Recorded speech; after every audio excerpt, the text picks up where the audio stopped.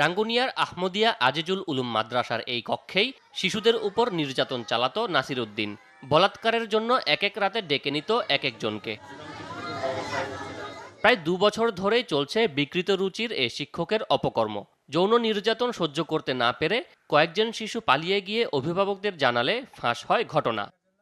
লাতকে রুমে নিত, তারপর খুলে ও এসব করতো, আমাদের দিনও করতো। বলতো আমার গাড়িটা টিভিতে দিকে, তারপরে আমি যেতাম, যদি না যেতাম আমাদেরকে মেরে মেরে নিয়ে যেত।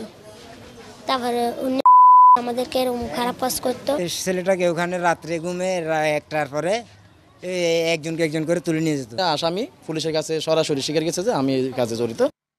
রাঙ্গুনিয়ার প্রত্যন্ত গ্রামের মাদ্রাসাটিতে ছাত্র সংখ্যা ১০০-র বেশি।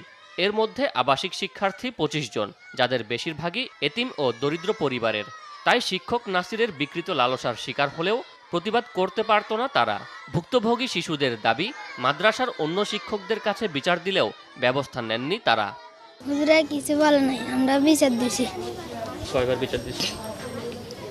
২-৩ বার দিছি। আমাদের এলাকার একটা কি দুর্নাম সরে গেছে। এটা মাদ্রাসার শিক্ষকদের তো দায়ী করার কিছু নাই এখানে, যে অন্য অন্য শিক্ষকরা তো মানে ওর ব্যাপারে আগেও জানতো না। কোনো বাচ্চার সাথে যাতে এরকম ঘটনা না ঘটে আমরা অবশ্যই ওনার পাশে চাই। যদিও সহকর্মীদের দাবি, নাসিরের অপকর্মের কথা আগে জানতেন না তারা। কোনো ছাত্র কোনোদিন অভিযোগ করেনি, এবং ওদের গার্ডিয়ানও আমাদেরকে কখনো অভিযোগ করে নাই। আমরা তো আগেও অবগত নই, এবং ওই ঘটনা ওইখানে মিডিয়াতে যাওয়ার পরে আমরা জানতে পারছি। বাংলাদেশে আর কেন করার মতো এই একটা বিষয় আমরা চাই।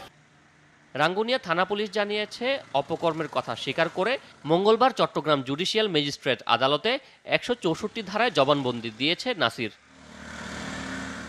শোয়েব রহমান, যমুনা নিউজ, চট্টগ্রাম।